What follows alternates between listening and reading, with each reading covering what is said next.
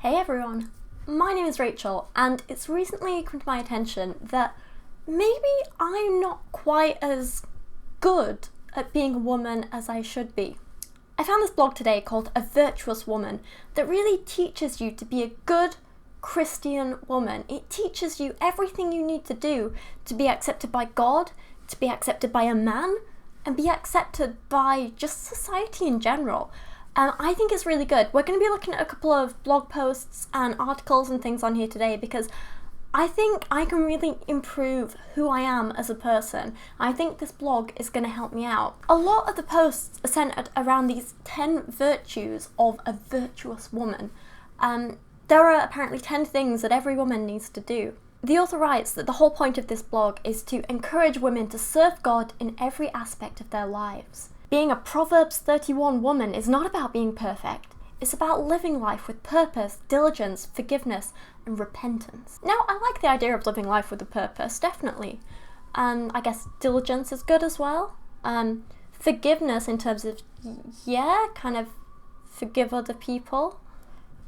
Repentance, I don't know, it's just sounding a bit off to me. Now, this whole Proverbs 31 thing that she mentions quite a lot is in reference to a passage that talks about being a good wife. It goes along the lines of, it's hard to find a good wife because she's worth more than rubies. Her husband trusts her completely. With her, he has everything he needs. She does him good and not harm for as long as she lives. She looks for wool and flax and likes to work with her hands. And basically, it just goes on and says that a good wife is this and this and this. Her husband is known at the city meetings where he makes decisions as one of the leaders of the land. There's things in here which are like, yeah, okay, I guess they're kind of good advice, and then a lot of things are also very outdated. If we're speaking honestly, I'd say that a good wife is essentially one who is just an equal partner with her husband. They're happy together, they work well with each other, they do good things in life, they raise kids if they want to raise kids, and they raise them well and don't mistreat them. Yeah, I don't think there's any one definition of a good wife. It's whatever makes you and your partner happy, you know? This blog disagrees though. Apparently there is a definite set way to be a good, virtuous woman and wife, and today we're going to learn about that. So the 10 virtues of being a virtuous woman include faith. A virtuous woman serves God with all of her heart, mind, and soul. She seeks His will for her life and follows His ways. Okay, so believe in God, do everything for God. God. We can work on that, okay. Virtue 2 is marriage. A virtuous woman respects her husband. She does him good all the days of her life. She is trustworthy and a helpmeet. What the hell is a helpmeet? Oh, okay. The idea that woman was created for man. Helpmeet very simply means to be a helper. Well then. Okay, so a virtuous woman respects her husband. So this means that single women and women with a wife aren't virtuous, they're bad. I guess it also means that women who are like partners with their husband as opposed to their helpers, they're not virtuous either, they're bad people. This is good, we're learning stuff here. Okay, virtue number 3 is mothering. A virtuous woman teaches her children the ways of her Father in heaven. She nurtures her children with the love of Christ, disciplines them with care and wisdom, and trains them in the way they should go. Cool. So if you don't have kids, you're not virtuous. If you can't have kids, you're not virtuous. Got it. Cool. If you teach your kids to be a good person, but you don't teach them to worship the Christian God, you're not virtuous. Okay, learning lots here. Virtue 4 is health. A virtuous woman cares for her body. That's a good one. She prepares healthy food for her family. Yeah, I can get behind that, you know. Eat well, exercise well, live a good healthy life. I'm good with that. I don't have a problem with that. Virtue 5 is service. A virtuous woman serves her husband, her family, her friends, and her neighbours with a gentle and loving spirit. She is charitable. Cool. I like the idea of being a good person. I like the idea of encouraging people to be good people and to help others. I mean, I don't think it's just a woman thing, is it? I think it's like a person thing, but okay. A virtuous woman spends money wisely. She is careful to purchase quality items which her family needs. Ooh. So she's not just spending money they don't have. She's not just like dollar. Yeah, okay, I can get behind that. Industry. A virtuous woman works willingly with her hands. Bet she does. She sings praises to God and does not grumble while completing her tasks. I'd totally get behind this if it was talking about just like, you know, women working hard and doing what they want with their lives. But after reading other stuff on this blog, what she actually means is women do housework and they don't complain about it, which I think is a bit of a pain. It also falls on to Virtue 8, which is homemaking. A virtuous woman is a homemaker. She creates an inviting atmosphere of warmth and love for her family and guests. She uses hospitality to minister to those around her. Cool, so have a nice home because it means you can convince more people to believe in God. True story there. If you don't have a nice home, you're not virtuous. And if you're not using that nice home to convert people to your religion, you're not virtuous. Virtue 9 is time. A virtuous woman uses her time wisely. She works diligently to complete her daily tasks. She does not spend time dwelling on those things that do not please the Lord. Okay, I like the idea of spending your time wisely. I like the idea of having a nice schedule, but I don't know. She doesn't spend time dwelling on those things that do not please the Lord. I don't know. I don't see any wrong with having some downtime and making sure you set time aside to just relax and be cool and just do what you want to do. I could totally be a virtuous woman. Okay, I'm joking, I couldn't. I would not be a virtuous woman because I am terrible with time management. I'm just like, oh, I'll try and get things done, but I usually don't. I'm not virtuous, that's what we're learning here. Virtue 10 is beauty. Oh god, I'm definitely not virtuous. A virtuous woman is of worth and beauty. She has inner beauty that only comes from Christ's. I'm definitely not virtuous. She uses her creativity, oh I have that, and sense of style, I hope I have that, to create beauty in her life and the lives of her loved ones. Ooh. Okay, yeah, no, I could do that. I can totally be virtuous. I'm creative. I like clothes. Look at this fancy shirt I'm wearing. Yeah, it cost me a whole... Oh god, it looks creased on camera. It doesn't look creased in real life, but it does on camera. Maybe I'm not virtuous. God, I suck at this, don't I? You know what? We should read more of this blog and learn how to be a virtuous woman because clearly I am terrible at it. Okay, this article is called A Cheerful Disposition, and basically it's about how women, virtuous women, should be happy at home, okay? As all good Christian blog posts, it starts with a personal story. I remember my mum waking me up each morning to get ready for school.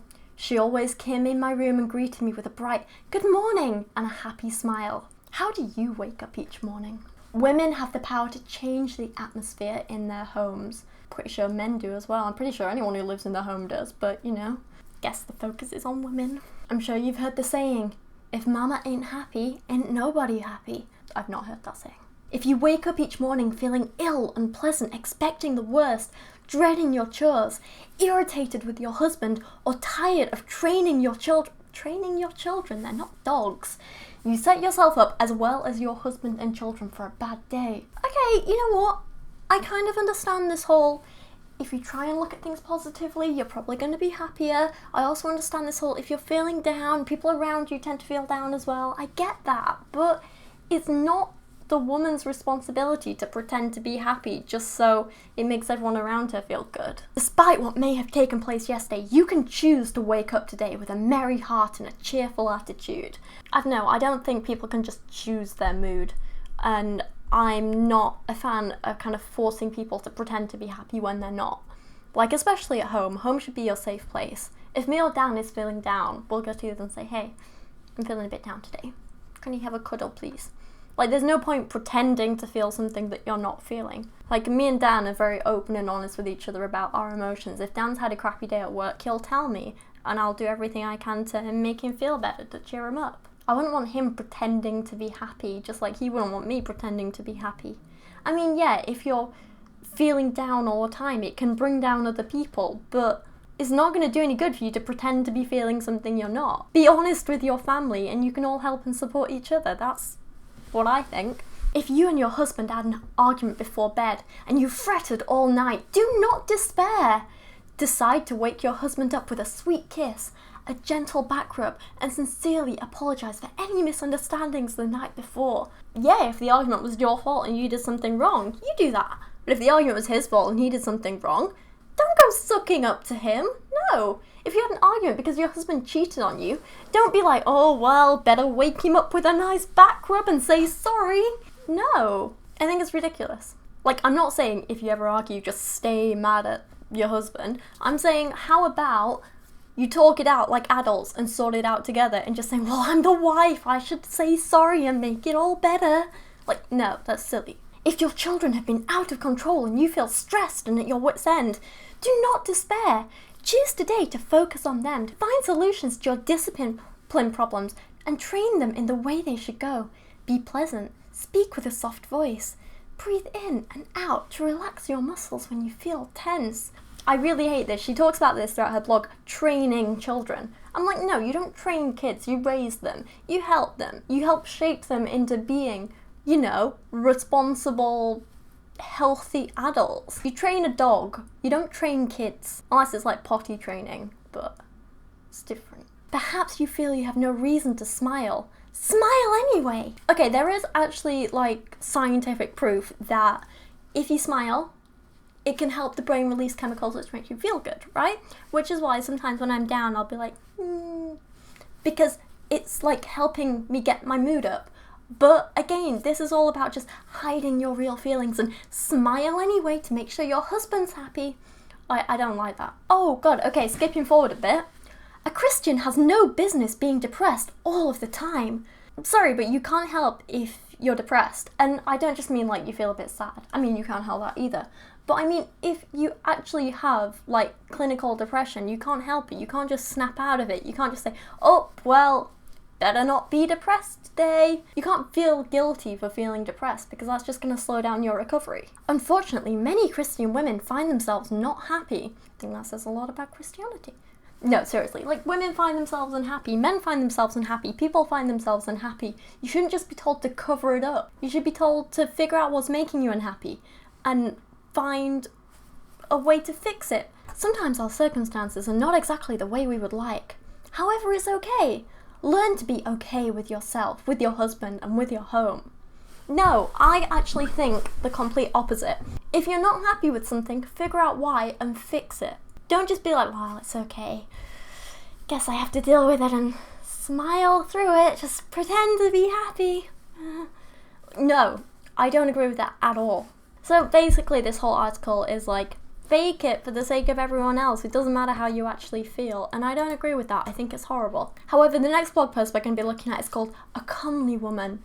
I think that's right. Comely. I don't really know how to say that word because it's not one I've ever heard used in real life, especially not seriously. Anyway, this article is all about clothes and how a woman dresses. And as you all know, I quite like clothes. I have a lot of clothes. I think it's fun to dress up all pretty sometimes. I think it's all fun to dress all comfy sometimes. I think it's fun to experiment with different clothes. So I think this article is going to teach me a lot.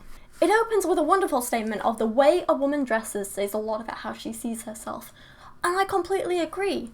When I feel good about myself, I want to dress in a way that shows the world that, hey, look, I'm happy, I'm feeling confident today, this is great. Or if I'm going to an important meeting, I want to put on a nice little suit and say, look at me. I'm a proper, responsible adult, yeah? Or if I'm just at home, I'll just sit around in leggings and one of Dan's jumpers and be like, look at me, I'm all cozy and warm. So I agree. The way a woman dresses says a lot about how she sees herself. It also says a lot about how she wants the world to see her. It also says a lot about how comfortable she is. The article goes on. How we dress is very much a part of our personality. I agree. Our dress conveys a message to others, and not always the message we intend. Ooh. Consider these messages. I am an overworked new mother. I don't care about the way I look. I care too much about the way I look. I like attention. I'm like the rest of the world. I'm a clothes horse. I want to be noticed. We've all heard it said that pretty is as pretty does. I have actually heard that. I have no idea what it means. It is so important to be a kind and loving woman. No one wants to be around a mean-spirited woman, no matter how pretty she is on the outside. Yeah, okay. Be a good person? What does that have to do with clothes? The Bible gives some guidelines for how we should dress. Of course, I definitely want to read like a 3,000-year-old guide to clothes. That seems very relevant. Likewise, ye wives, be in subjection to your own husbands, that if any obey not the word, they may also without the word be worn by the conversation of the wives. This is horrible to read. Blah, blah, blah. Whose adornings let it not be that outward adorning of plaiting the hair and of wearing of gold or of putting on apparel, but let it be the hidden heart of the man in that which is not corruptible. This is horrible to read. How do people do this for fun? Let's just read her interpretation of this, shall we? Okay. Holy women should not display themselves in a way that would not glorify God. A woman's attire should be understated, lovely, and modest. So apparently there is a right and wrong way to dress. Who'd have thought? I just thought, wear whatever makes you comfortable and happy, but apparently that's not the case. In like manner also that women adorn themselves in modest apparel, with shamefacedness and sobriety, not with broidered hair, I think I was meant to say braided hair, or gold or pearls or costly array. By today's standards, it can be difficult to find clothing that is not too tight, not too short, or not too sensual. It's important that we choose clothes that will bring glory and honour to our Father in heaven. I have seen Christian women who wear too much makeup and too much jewellery, and I feel it definitely takes away from the message of the humble servant who came and died for us. Wearing too much jewellery or too much makeup or dressing in a flashy way suggests to me that a woman wants to be noticed. Not for her meek and quiet spirit, but for her good looks or her material wealth. So, that's what a woman wants, let her do that. You don't have to do it. I've also seen young women who dress in a sensual, sexy way. They want men to look at them with desire. Or at least that's the message they're sending. Oh, what a shock. Some women think they have to use their bodies to be noticed, and... Or some women just dress in a way that's comfy and men happen to look at them. And if you don't want to do that with your body, that's fine, but don't shame other women for doing it. And do whatever they want. Yeah, sometimes I look at women and I'm like, oh, their makeup's bad. But you know what I want to do in those situations? I want to say, hey, I like your passion there, but have you considered doing this with your makeup instead? Or maybe if you switch up your shade of foundation, you'll look amazing. Or, hey, your eyebrows, they're the wrong shape for your face, or they're too dark for your hair, or whatever. Maybe instead of using this product, use this product, yeah? I mean, it could help. That's the kind of, to me, that's the only kind of, judgment you should be making on how another woman dresses.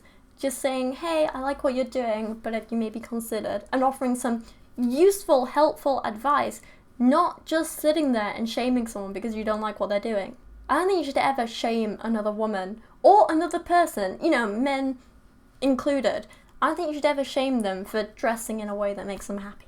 I mean, there are certain exceptions. For example, if someone turns up to your wedding in jogging bottoms and a t-shirt, then you'd be like, mate, what are you doing? Not really appropriate. So, there are exceptions.